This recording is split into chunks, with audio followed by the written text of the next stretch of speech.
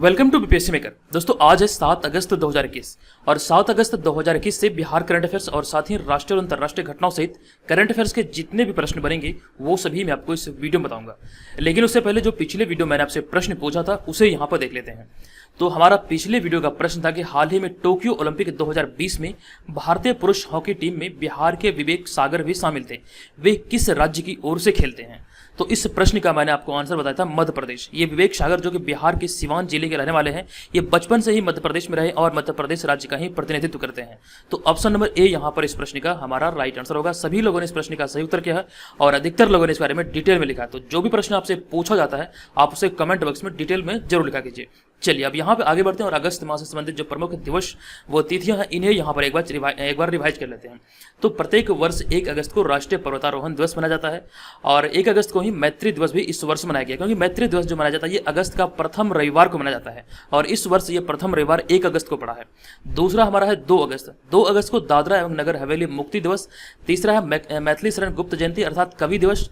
चौथा 4 अगस्त को मनाया जाता है अमेरिकी तटरक्षक दिवस। 6 अगस्त को हिरोशिमा दिवस और अगला यहाँ पे है 7 अगस्त, जो कि आज है 7 अगस्त और आज मनाया जाता है अंतर्राष्ट्रीय बियर दिवस और राष्ट्रीय हथकरघा दिवस। अब यहाँ पे जो भी दिवस को आप देख रहे हैं सारे दिवस के बारे में मैंने आपको कंप्लीट इन्फॉर्मेशन दिया है और ये सारे दिवस का थीम अपडेट नहीं है, इसीलिए यहाँ पे मैंने इसे खाली छोड़ दिया। जैसे जैसे ये डेट आगे बढ़ेगा और सारी चीज़ों को यहाँ पर मैं ऐड करता चलूंगा। तो यहाँ पर आज हम लोग जानेंगे राष्ट्रीय हथकरघा दिवस के बारे में। कंप्लीट इन्फॉर्मेशन को यहाँ पर मैंने ऐड किया है।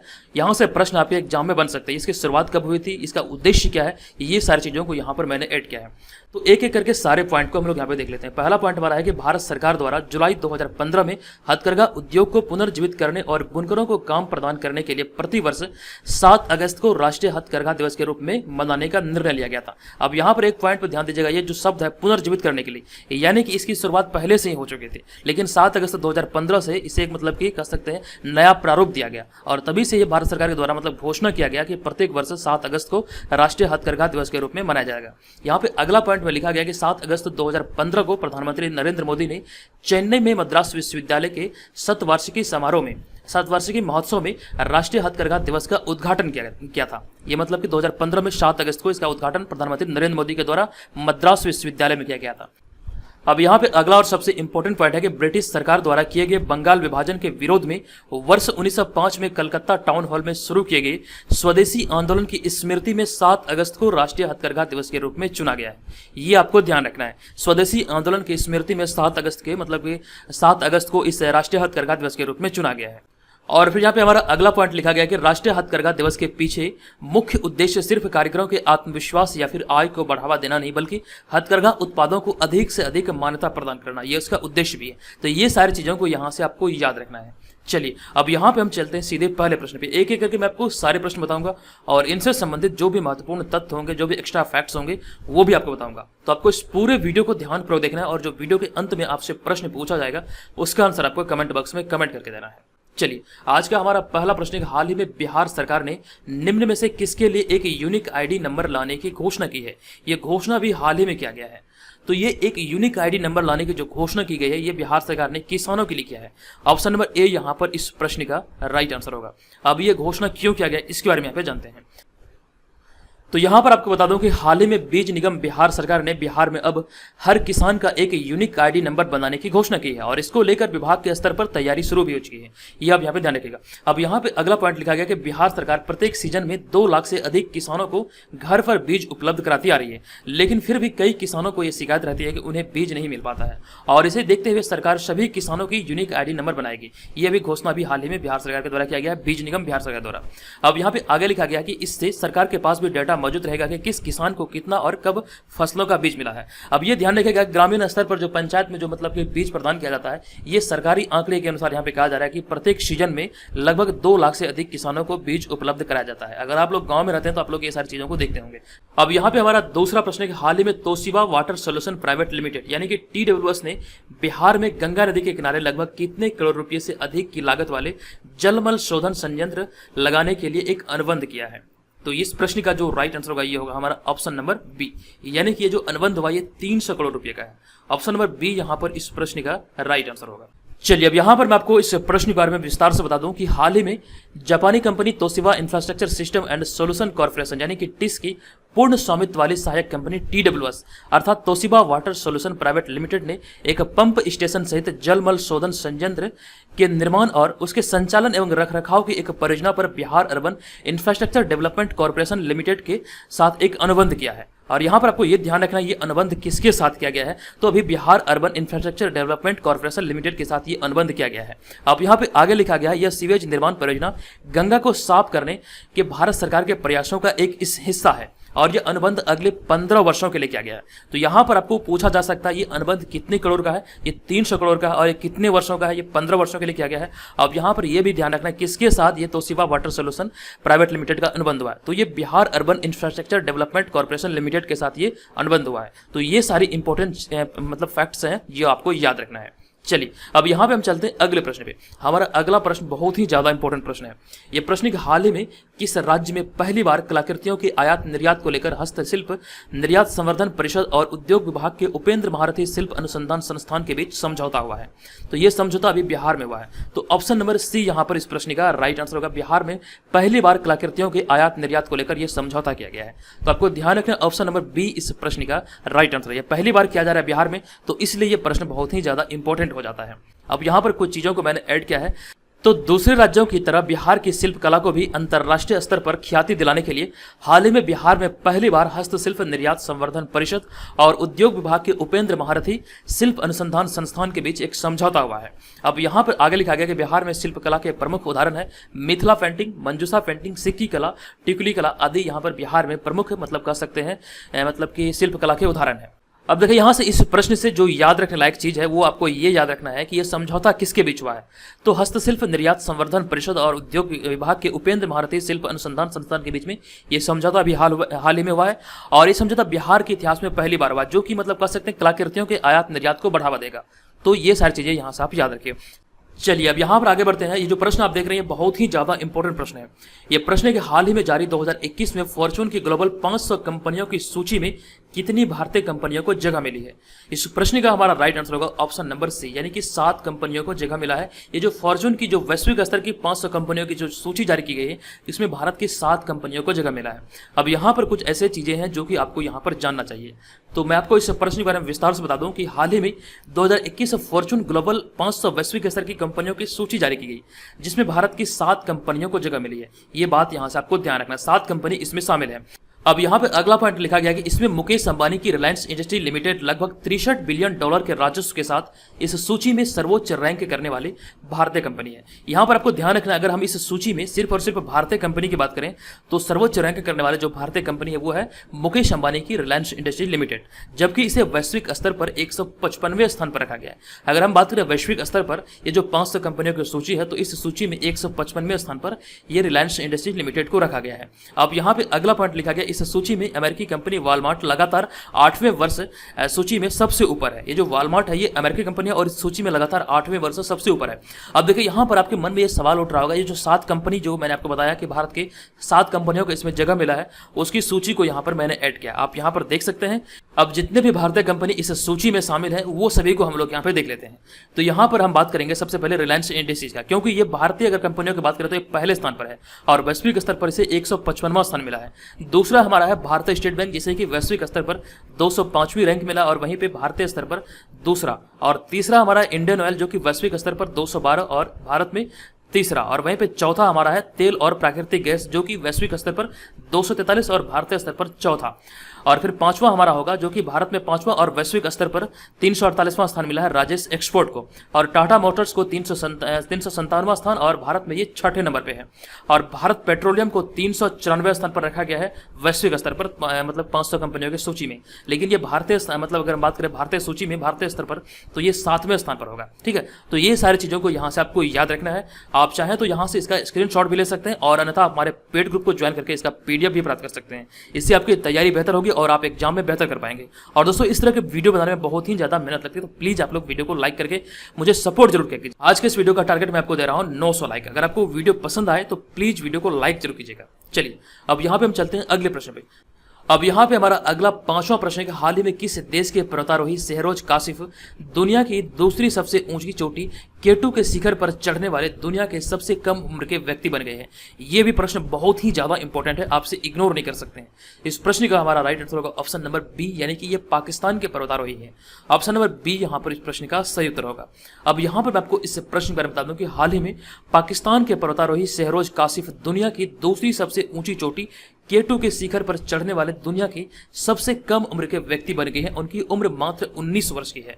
आप यहां पर इनको इस इमेज में देख सकते हैं, ठीक है। अब यहां पे आगे लिखा गया, इससे पहले वह मई 2021 में माउंट एवरेस्ट पर सफलतापूर्वक चढ़ाई करने वाले सबसे कम उम्र के पाकिस्तानी बने थे। अब यहां से ये भी पॉइंट आपको याद रखना है, ठीक है। तो ये भी चर्चे में है कि K2 शिखर पर सफलतापूर्वक चढ़ाई करने वाले दुनिया के सबसे कम उम्र वाले व्यक्ति बने हैं। अगर हम वही माउंट एवरेस्ट से रिलेट करें तो माउंट एवरेस्ट पर सफलतापूर्वक चढ़ाई करने वाले ये पाकिस्तान के सबसे कम उम्र के व्यक्ति हैं। ये भी बात आपको ध्यान रखना है। अब यहाँ पे अगला और इंपॉर्टेंट पॉइंट मैंने ऐड किया है कि पहली बार सर एडमंड हिलरी और नेपाल के पर्वतारोही शेरपा तेंजिंग नार्गे ने 29 मई 1953 में माउंट एवरेस्ट पर सफलतापूर्वक चढ़ाई किया था। इन दोनों लोगों को सबसे पहले मतलब कि माउंट एवरेस्ट की चढ़ाई का सफलतापूर्वक चढ़ने का श्रेय दिया जाता है। तो ये सारे पॉइंट यहाँ से आप याद रखिए। चलिए अब यहाँ पे हम चलते हैं अगले प्रश्न पे। हमारा अगला प्रश्न, छठा प्रश्न, हाल ही में जारी QS best student cities ranking की सूची में मुंबई किस स्थान पर है। यहाँ पे प्रश्न को आप समझिए। प्रश्न है कि हाल ही में जारी QS best student cities ranking, यानी कि मतलब विद्यार्थियों के लिए सबसे बेस्ट मतलब सिटी कौन सा है। तो यहाँ पर आपसे प्रश्न पूछा जा रहा है कि इस सूची में मुंबई को किस स्थान पर रखा गया पूरे विश्व में। तो देखिए यहाँ पर इस प्रश्न का जो राइट आंसर होगा, अगर हम मुंबई की बात करें तो मुंबई को इसको रखा गया है ऑप्शन नंबर ए 106वें स्थान पर। ऑप्शन नंबर ए यहाँ पर हमारा इस प्रश्न का सही उत्तर होगा। तो हाल ही में जारी QS best student cities ranking के 9वें संस्करण की सूची में मुंबई पिछले साल की तुलना में 29 स्थान फिसलकर 106वें स्थान पर तथा बेंगलोर 21 स्थान फिसलकर 110वें स्थान पर पहुंच गया है। ये बात आपको यहाँ पर ध्यान रखना है। और इस सूची में लंदन लगातार तीसरी बार शीर्ष पायदान पर है, अर्थात लंदन को लगातार तीसरे साल मतलब कि छात्रों के लिए सबसे बेहतर शहर का दर्जा मिला है। ये जो सूची जारी की जाती है मतलब कि पूरे विश्व के लिए जारी किया जाता है। इस सूची का नाम है QS best student cities ranking. यहाँ पर कहने का तात्पर्य यह है कि स्टूडेंट के लिए सबसे बेस्ट सिटी पढ़ाई के दृष्टिकोण से मतलब कौन सा है। तो लंदन लगातार तीसरी बार से इस सूची में पहले स्थान पर है। और अगर भारतीय की बात करें तो भारतीय मुंबई 106वें स्थान पर, और वहीं पे अगर हम बात करें बेंगलोर की तो बेंगलोर 110वें स्थान पर है। चलिए अब यहाँ पे हम चलते हैं अगले प्रश्न पे, लेकिन उससे पहले आपको पेड ग्रुप के बारे में जानकारी देता हूँ। जो लोग घर बैठे 67वें BPSC 92 परीक्षा या फिर BPSC CDPO इन दोनों परीक्षाओं की तैयारी में लगे हैं, यहाँ से आप हमारे इस पेड ग्रुप को ज्वाइन करके अपनी तैयारी को बेहतर कर सकते हैं। यहाँ पर आपको टेस्ट सीरीज मिलेगा जो कि with explanation full length practice paper होगा। इससे आप घर बैठे अपनी तैयारी को बेहतर कर पाएंगे। यहाँ से आपका आकलन होगा कि आपकी तैयारी कितनी अच्छी है। आगामी जो परीक्षाएं आयोजित होने वाली है बिहार में, तो इसके जरिए आप ये डिसाइड कर पाएंगे कि आपकी तैयारी आगामी परीक्षा को देखते हुए कितनी अच्छी है, यानी कि आप खुद का आकलन कर पाएंगे। और दूसरा हमारा यहाँ पर है करंट अफेयर्स, जो कि आपको यहाँ पर डेली और मंथली करंट अफेयर्स का PDF प्रोवाइड किया जाएगा। अगर आप इस मतलब पेड ग्रुप को ज्वाइन करते हैं तो ये सारी चीजें आपको मिलेगा।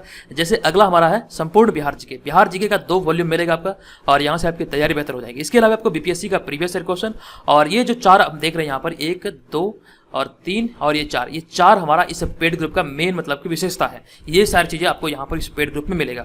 टेस्ट सीरीज की जो क्वालिटी आपको मिलेगी वो बेहतर क्वालिटी की मिलेगा आपको। यहाँ पर इसका अगर डेमो PDF देखना है टेस्ट सीरीज का तो आप इस व्हाट्सअप नंबर पे हमें pre21 लिख के मैसेज करें, आपको डेमो PDF मिलेगा 3 से 4। आप वहाँ पर आप देख के निर्धारित कर पाएंगे कि आपको इसे ज्वाइन करना या फिर नहीं। ऑलरेडी बहुत सारे लोग इसे ज्वाइन कर चुके हैं, तो आप भी इसे ज्वाइन करके अपनी तैयारी को बेहतर कर सकते हैं, क्योंकि अब आपके पास समय नहीं है। ये तैयारी का एक सुनहरा अवसर है, आप इसे ज्वाइन करके अपनी तैयारी को आप नई दिशा दे सकते हैं। चलिए इस चीज का ध्यान रखिएगा। अब यहाँ पे हम चलते हैं अगले प्रश्न पे। हमारा अगला प्रश्न है 7वां प्रश्न, हाल ही में कौन टेस्ट क्रिकेट में सबसे ज्यादा बार डक पर आउट होने वाले भारतीय कप्तान बने हैं।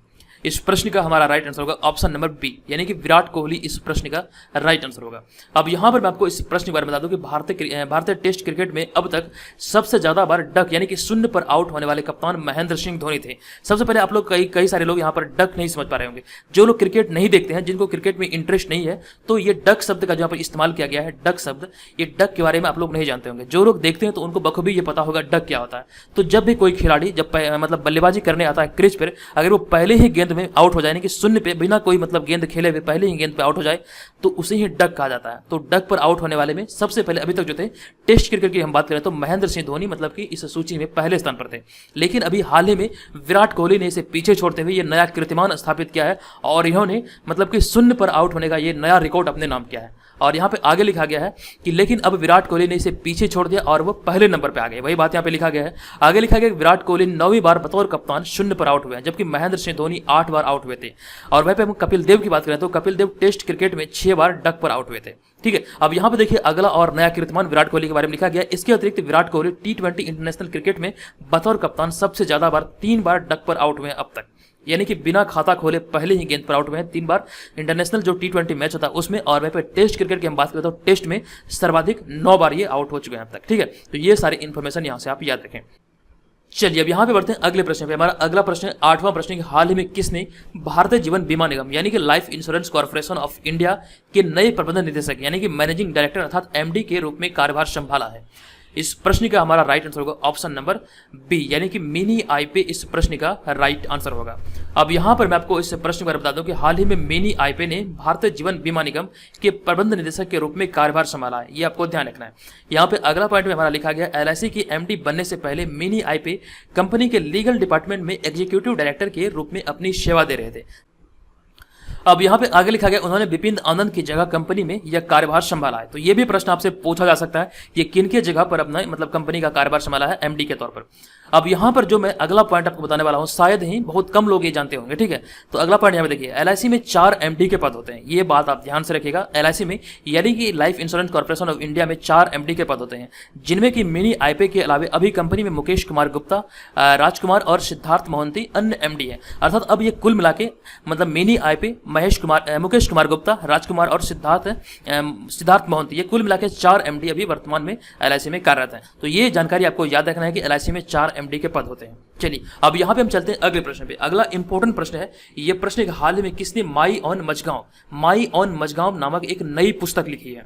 तो देखिए यहाँ पर इस प्रश्न का जो हमारा राइट आंसर होगा ये होगा ऑप्शन नंबर बी, यानी कि कैप्टन रमेश बाबू इस प्रश्न का राइट आंसर होगा माई ऑन मझगांव नामक नई पुस्तक के। अब यहाँ पर मैं आपको बता दूं इस प्रश्न के बारे में कि हाल ही में कैप्टन रमेश बाबू ने माई ऑन मझगांव नामक एक नई पुस्तक लिखी है और इस पुस्तक को इंडस सोर्स बुक द्वारा प्रकाशित किया गया है, जिसमें कि मझगांव द्वीप के इतिहास और कहानी को दर्शाया गया है। आप यहाँ पे इस बुक के कवर पेज को देख सकते हैं। अब यहाँ पे देखिए आगे लिखा गया इस पुस्तक का विमोचन vice admiral R Hari Kumar, vice admiral Narayan Prasad और CMD मझगांव डाक शिप बिल्डर्स लिमिटेड द्वारा संयुक्त रूप से किया जाएगा।